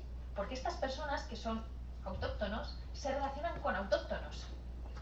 Y las células de radicalización que mayoritariamente han estado enfrentadas a estas personas no tienen por qué seguir estándolo. Es decir, entiendo tu pregunta que dices, es que si se supiera esto, en el fondo no se supera el odio al extranjero, ¿no? Porque estas personas se siguen relacionando con extranjeros. Sí, pero es que no lo son. Y la situación jurídica en la que está una persona que no es extranjero no es la situación jurídica de un extranjero. Un nacional dispone de los mismos instrumentos jurídicos que otro nacional. ¿Me explico? Si tú articulas una política frente a la radicalización, la tienes que combatir transversalmente, mayoritariamente a estos sujetos, pero estos los hemos tenido hasta 2015. Pero quizás si analicemos de 2015 a 2025, el sujeto se ampliará. De hecho, ya se está empezando a ampliar en que ya no solo son varones. Mayoritariamente sí, pero ya no solo. Y ya no solo serán descendientes de extranjeros, porque esos varones descendientes de extranjeros se relacionan con mujeres que no lo son, o mujeres descendientes de extranjeros se relacionan con varones que no lo son, porque este sujeto no es un sujeto sometido a extranjería. ¿Me explico? Entonces, la política de radicalización, que sí, que es verdad que combatir el odio al extranjero es como combatir el odio a una determinada etnia, ¿no? O sea, pues a los gitanos, o combatir el odio a las mujeres, por ejemplo, la misoginia, que son iguales en derechos y que existe una misoginia que es transversal, sí. Pero la política de radicalización, si tú la focalizas en un sujeto que no es el destinatario, ¿qué construyes? Otro tipo de sujeto distinto. Es decir, si tú la focalizas... ¿Esto soy yo que me ha copiado? Esto ha sido tú, Gabino. Si tú la focalizas en los refugiados y los extranjeros, imagínate que consiguieras una política perfecta, como sueña Trump, que es imposible. Imagínate que la consiguieras. No dejarías de tener terrorismo, porque ese no es el sujeto. Entonces, ¿vas a crear más discurso xenófobo? ¿Vas a crear más racismo? Si aplicas política transversal, no. O sea, tú no vas a aplicar una política solo para descendientes de extranjeros. Las políticas que van a combatir la radicalización tienen que ser transversales, tienen que ser para hombres y mujeres, tienen que ser para colectivos vulnerables, donde habrán extranjeros, claro, donde habrán descendientes de extranjeros, pero esos descendientes de extranjeros son autóctonos, donde habrá varones, donde habrá mujeres. No sé si me explico. Porque si no, ¿qué haces? Alimentas el fogotipo. O sea, si tú realmente no destruyes la idea que ya existe, no que la tengamos que construir, la idea ya existe, está presente en las instituciones, está presente en el discurso de los políticos, está impregnada en el derecho, cuando se articulan mecanismos de protección de fronteras, ya existe una idea que vincula inmigración, seguridad y terrorismo. Esa idea ya existe.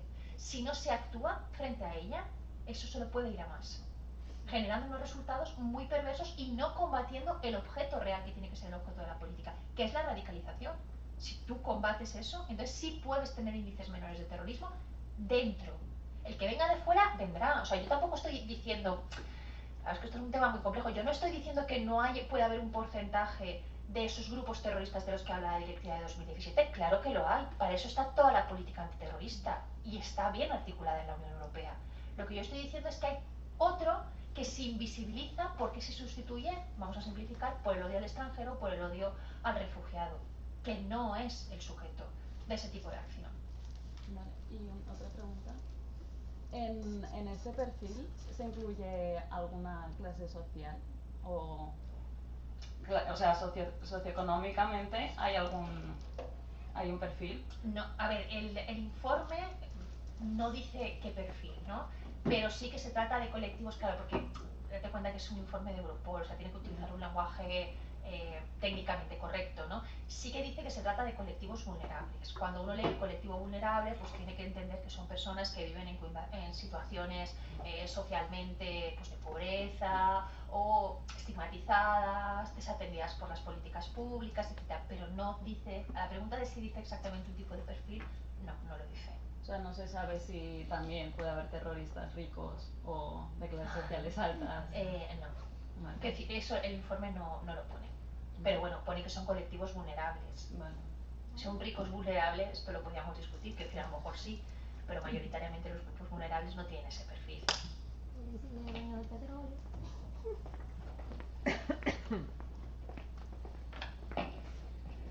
Al hilo de lo que estaba preguntando ella, yo te quería preguntar. Entonces, este problema que hay también por el tema de las redes sociales de internet, que es por donde se está captando Sí. a mucho terrorista, eso como se podría, ¿qué sería? Porque si es a nivel de vulnerabilidad, si no tiene acceso, hay una brecha digital en ese sentido por su vulnerabilidad. Ay, me sale la palabra. Sí. Entonces, ¿cómo puede él acceder con tanta facilidad a este tipo de...? En relación a las redes sociales, la directiva, que por eso lo he buscado, la directiva de 2017 sí que habla de cómo influyen las redes sociales en la captación de personas que van a ser potenciales terroristas. Bueno, ahí habla pues, de cómo actúan las redes sociales, de cómo se actúan a través de locutorios, etcétera, ¿no? Pero ese es un tipo de terrorismo que estaría dentro del primer grupo. Digamos, yo un poco la idea que intentaba del grupo terrorista organizado. O sea, cuando tú contactas con un grupo terrorista que te da unas determinadas indicaciones, que te dice una determinada pauta de actuación, etcétera, tú ya no estás en el punto 2, sino en el punto 1. O sea, tú ya formas más de 2 personas que ya forman parte de un grupo terrorista que es, digamos, quien te enseña, quien te dice cómo tienes que realizar, dónde puedes encontrar instrucciones para realizar un artefacto, una bomba, etcétera, ¿no? Entonces, la organización estructurada sí que está terrorista, sí que está combatida o sí que está sí que tiene mecanismos para hacerle frente a través de la directiva, y la directiva se va a desarrollar en reglamentos que después se aplicarán en los distintos estados, etcétera, ¿no? Y es la captación en las redes es uno de los puntos fundamentales de la directiva, ¿no? Porque lo que mueve en las redes, y sobre todo las llamadas a determinadas pautas ideológicas, al cumplimiento de determinadas pautas o algunos atentados que han sido fuera del suelo europeo que se han articulado a través de las redes, eso está previsto en la directiva. No he incidido en esa cuestión porque eso hubiera sido el tema si hubiéramos hablado de terrorismo. Ese es el terrorismo, digamos, por este. No sé qué es lo que se acopla, si soy yo o eres tú, Gaby, ¿no? Eso. Siempre. Ese terrorismo sí que está articulado. Y, por ejemplo, hay un reglamento pendiente de desarrollo en relación a cómo sancionar transnacionalmente esas redes. Ese sería, digamos, el entramado del grupo terrorista, ¿no? Yo he intentado un poco focalizar en la segunda cuestión porque es la cuestión que ha pasado desapercibida, y creo personalmente que hay un interés político en que esa cuestión pase desapercibida. Porque a mí, por ejemplo, encontrar el informe de Europol, bueno, yo porque os he dado la referencia, pero encontrar el informe de Europol no es tan fácil. Y es donde están los datos que evidencian cómo se han identificado los nacionales y de dónde son esas nacionalidades en cada uno de los atentados en suelo europeo. Pero sí, tienes toda la razón que la cuestión de las redes y terrorismo, pues, una de las cuestiones fundamentales y básicas para la política antiterrorista, no solo europea, y transnacionalmente, por supuesto, sí.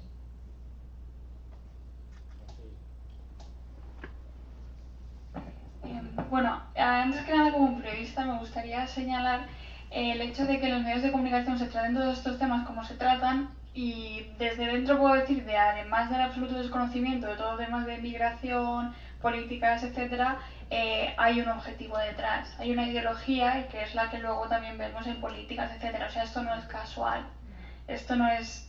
Sí que supongo que habremos muchísimos becarios que pues puedes empezar haciendo unas cosas, pues si te puede ir la palabra de, bueno, es que esta persona originaria de tal, bueno, vale, pero eso responde a algo. Y luego, con todo eso que también vemos en las noticias de esta persona de Manchester tal, formaba parte de una lista de posibles terroristas, de tal.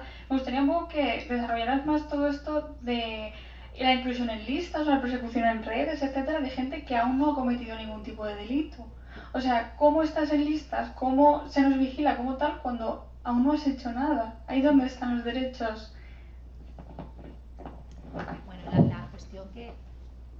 la cuestión que señalas de la ideología es un poco lo que yo decía, de que si no hacemos nada, en el fondo pues ya tenemos esa ideología, ya tenemos un estereotipo del que partimos, etcétera. Ya, o sea que sí, que ahí totalmente de acuerdo. Y bueno, los medios de comunicación y cómo los medios de comunicación contribuyen a crear, a extender y a fomentar determinados estereotipos y no otros. Totalmente de acuerdo. Y no es una crítica, creo que es una obviedad. Y no solo en inmigración, en violencia de género, por ejemplo, también, ¿no? Mientras otras realidades también. Respecto a la cuestión de las listas, bueno, la cuestión de las listas, que no es solo con terrorismo, o sea, existen listas para distintas cuestiones, está vinculada al estado de excepción que vivimos. Vivimos un estado de excepción, como yo comentaba, en relación a la seguridad. Entonces, hay determinadas prácticas policiales que suponen, bueno, pues a determinados sujetos que indiciariamente pueden cometer una sanción que todavía no es delictiva, pues pueden estar incluidos en una determinada lista, ¿no? Pues por ejemplo, desde que porque hayan realizado sanciones administrativas hasta que hayan realizado altercados de orden público o tengan conexión con otro que lo haya realizado, ¿no? Entonces, en este sentido, podrían existir listas. También es verdad, y esto es una opinión totalmente personal, digamos por mi práctica, ¿no?, que a veces se da un poco la idea de esta de, bueno, había una lista y tal, para que el ciudadano se sienta seguro. Es decir, en el fondo, digamos, las fuerzas y cuerpos de seguridad del Estado o en el ámbito de la Unión Europea, a este sujeto lo teníamos controlado. No hemos evitado el atentado, ¿no?, pero lo teníamos en una lista. ¿Sabes? Sí, estamos haciendo es hacer como que vigilamos, ¿no? Y esto pasa mucho también en frontera, ¿no? Esto pensábamos que podía pasar. Bueno, si pensabas que podía pasar, porque no lo has evitado. Si lo tenías en una lista y sabías que era potencialmente, o sea, que sí que es verdad que pueden existir listas, y también que pongo en duda que en ocasiones cuando se dice que existan. ¿Me explico? Es decir, que a veces pienso que también vende una imagen de que, ¿no?, el ciudadano, ¿qué quiere el ciudadano común? La ciudadanía, ¿qué queremos? Queremos sentirnos seguros, ¿no? ¿Cómo nos sentimos seguros? Cuando creemos que nuestras fuerzas y cuerpos de seguridad, en este caso del Estado, pues están actuando en una línea que permite combatir determinadas acciones, ¿no? Y tú dices, bueno, no, si en el fondo lo seguían y sabían que estos estaban, no es que aquí está pasando algo y las fuerzas y cuerpos de seguridad del Estado no se están enterando, ¿comprendes? Entonces, ¿pueden existir listas? Sí. ¿Dónde ceden los derechos? Bueno, ceden en pro de un bien mayor, ¿no?, que en este caso sería el de la seguridad o el de la defensa nacional, o que lo podríamos discutir, pero que jurídicamente, digamos, esto es completamente legal, ¿no?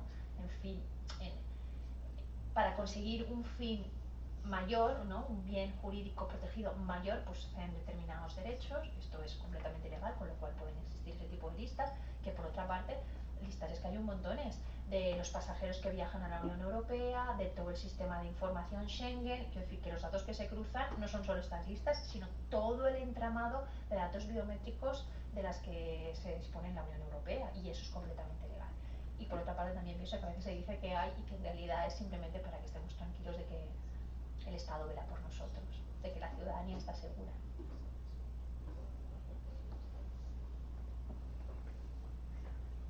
¿Alguien más? Yo, es cortito. Usted la pregunta. Ay, estoy encantada, ¿eh? Me pueden preguntarle qué. Vale.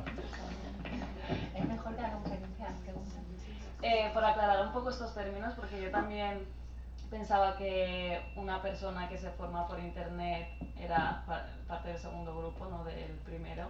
El segundo grupo sería, o sea, personas que por sí mismas tienen ciertas ideas que coinciden con las... No. Vale. Igual lo he explicado, entre que hablo muy rápido y que no me expreso bien. No. A ver, formado por internet, ¿en qué sentido? En que tú buscas en internet, por ejemplo, cómo hacer una bomba, y tú con Gabino y con otro compañero decidís que vais a hacer X, sería esto, ¿no? O sea, una persona organizada, digamos, a nivel interno, pero en pro de unos ideales. No quiero decir ningunos, el que fuera un ideal, que puede ser el ideal compartido con otro grupo, pero que no lo has contrastado con otro grupo ni le has dicho voy a hacer esto en favor de este ideal, ¿no? Ese sería. Sin embargo, si tú que era la pregunta que me hacía antes la compañera. Si tú a través de internet entras con grupos organizados que tienen formaciones específicas, que te dan instrucciones, que actúan coordinadamente a nivel transnacional, ¿no? Y que por ejemplo dicen, bueno, pues cuando vosotros vais a cometer este atentado en este sitio al mismo tiempo se cometerá en otro y al mismo en otro y al mismo en otro para que el impacto sea mayor, esto sería el grupo terrorista. Pero ¿cuál es, digamos, el nexo de unión? Los principios ideológicos, o sea, la actuación en pro de una determinada ideología, porque si tú matas a alguien, no sé, porque odias a los hombres, por ejemplo, no es que seas un terrorista, es que eres un asesino. No sé si me explico, o sea, el principio ideológico que hay detrás es el eje transversal que hace que eso pueda ser catalogado como una acción terrorista, ¿no? Si tú matas a hombres porque sí, pues eres una asesina en serie, pero no eres un terrorista porque no hay el nexo este de principio ideológico. Entonces las redes, por ejemplo, pueden servir tanto a intra, ¿no? Porque igual tú sabes, ¿no? Pero por ejemplo yo no sé hacer una bomba, entonces para saberlo pues podía buscarlo en internet y aprender, ¿no?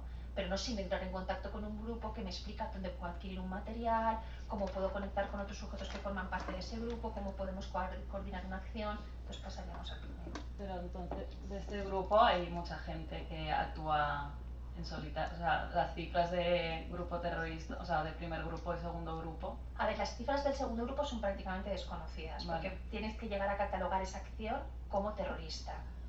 O sea, por ejemplo, ¿por qué sabemos que el último atentado de Manchester es un atentado terrorista y no 3 personas enloquecidas que decidieron salir a la calle y ya a matar? Bueno, se reconstruye el perfil de esas personas, se vinculan a una determinada ideología y ahí se acaba catalogando por parte de la policía como un atentado terrorista. Entonces, el número del segundo grupo es muy desconocido.